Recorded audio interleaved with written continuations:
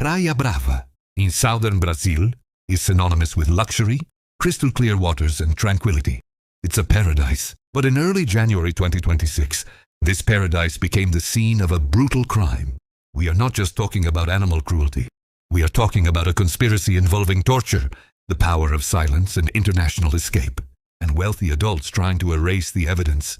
The victim, Orelha, a dog who trusted everyone. The suspects, teenagers from affluent families who chose violence over compassion. Today, we are going to uncover the story they tried to bury. What really happened that night at Praia Brava? Part 1. The neighborhood mascot. To understand the outrage of an entire country, you need to know who Orelha was. He wasn't just a stray dog. He was a community dog. For over 10 years, he was the unofficial guardian of that beach. He had a doghouse, he was vaccinated, fed, and most importantly, loved by the neighbors. He watched children grow up. He walked with tourists. He was part of the family in Praia Brava. Witnesses describe Orelha as gentle, the kind of dog that wags his tail if you call his name.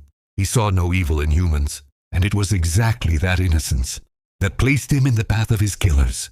Part 2. The Night of Terror.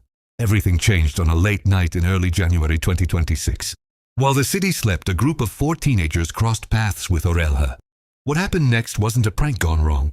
According to the police, it was pure sadism. Reports indicate the dog was lured in a friendly manner. He trusted them. In return, he was brutally attacked. Forensics point to the use of heavy wooden clubs and acts of cruelty that caused fatal injuries. Orelha was found hours later in agony. His condition was so critical, his suffering so visible, that the only humane option was euthanasia. Orelha passed away right there, at the beginning of the month. But what makes this story even more disturbing is that Orelha might not have been the only target. Another dog, known as Caramello, was reportedly nearly drowned by the same group just days earlier, but managed to escape. Part 3. The bought silence, the investigation. If the crime is shocking, the aftermath is infuriating. Between Orelha's death and the police being notified, there was a gap of several days, a suspicious silence. Why did it take so long for the truth to come out? The civil police discovered the reason. Fear. Investigations revealed that adults connected to the teenagers, people with financial power and influence, were allegedly pulling strings. Behind the scenes, the police are investigating witness intimidation. Doormen, security guards, and residents were reportedly threatened to keep their mouths shut and destroy security camera footage. And while silence reigned, 2 of the involved teenagers boarded a flight to the United States. Their defense claims it was a scheduled vacation. The public calls it an escape. Part 4. The voice of justice. But they underestimated the power of indignation. When the story leaked, Brazil stood still. The internet, activists, and locals broke the silence that was forced upon them. Protests took over Praia Brava. The hashtag demanding justice became a global trending topic.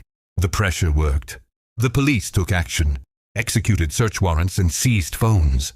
The shield protecting them began to crack. Now the fight is to ensure that the age of the perpetrators, or their families' bank accounts, does not become a passport to impunity. Conclusion. Orelha can no longer bark. He can no longer wag his tail, but his voice is now ours. This case forces us to ask, what kind of society are we building where cruelty is protected by privilege? Don't let this case fade into memory. Share this video, leave a comment. Let's keep Orelha's memory alive. I'm Detective Nolan Ford, and I'll see you in the next video.